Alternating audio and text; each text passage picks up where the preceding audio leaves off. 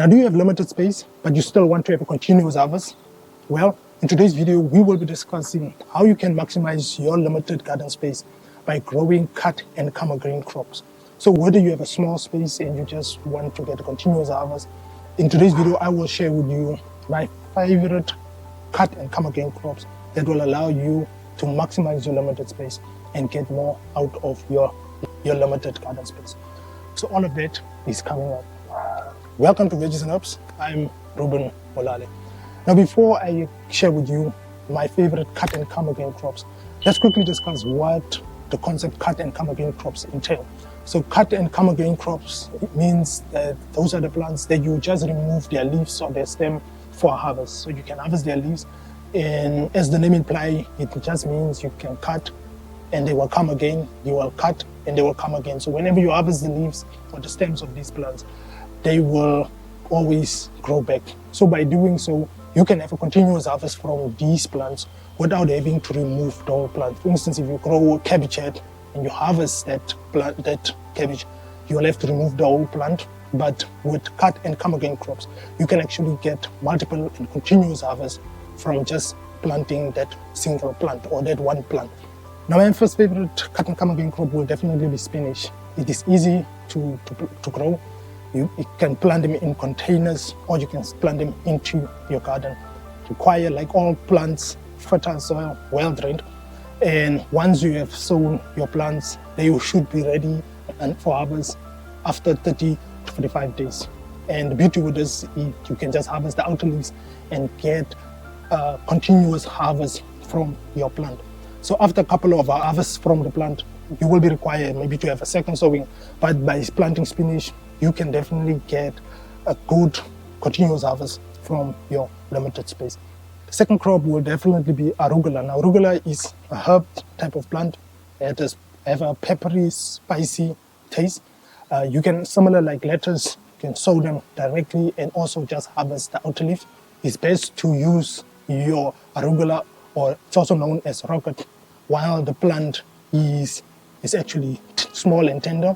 You can use them in salads, use them in sandwiches. Even if your arugula plant have gone to seed, the leaves can still be consumed, but just remember it will be more tougher and more spicy or peppery. So arugula is definitely a quick growing crop. You can also harvest it after 30 to 45 days.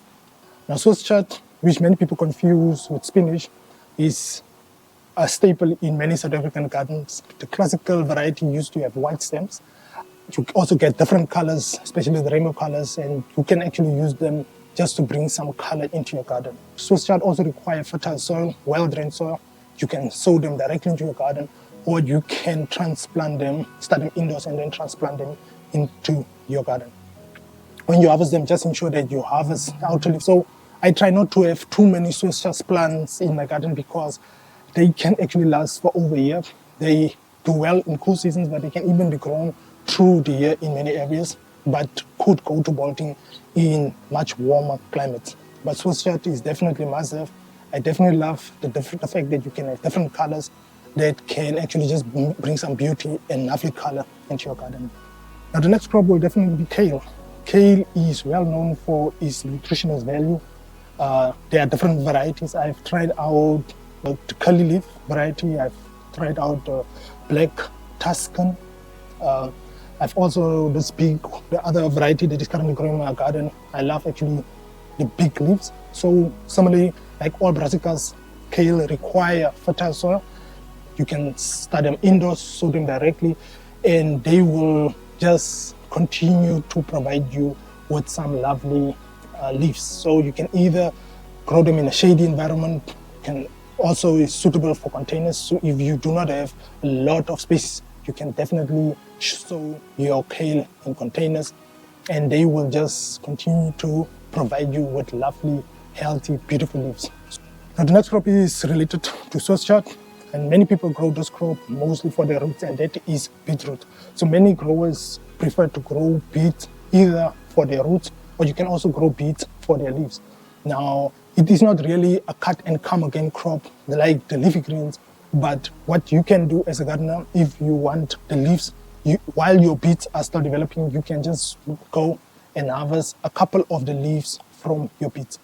While the beets or the roots are developing, you will then be able to also harvest the leaves of your beets. And the broccoli is also another plant that can also give you a couple of harvests from one plant. You get the sprouting broccoli that you can harvest, and they will provide sprouts again. But I've also seen recently, after I've harvested the main head, I left the plant and I managed to get some secondary heads from the plant. So although it's not a cut and come again crop like the others, but after you've harvested maybe a head of your broccoli, you can leave your plant, and after some time you can harvest much more smaller broccoli heads from the plant.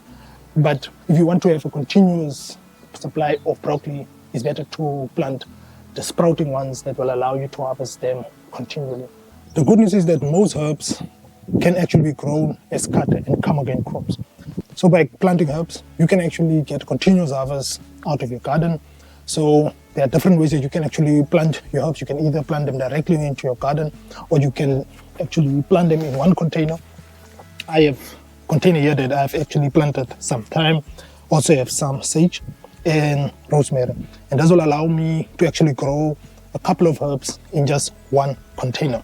So whenever you harvest, you can trim off some of the leaf, trim it, you can harvest some of the leaves, and at the same time, this will allow your herbs also to become much more bushier. So for me, the easiest way actually to get my herbs started is to get my seedlings directly from a nursery.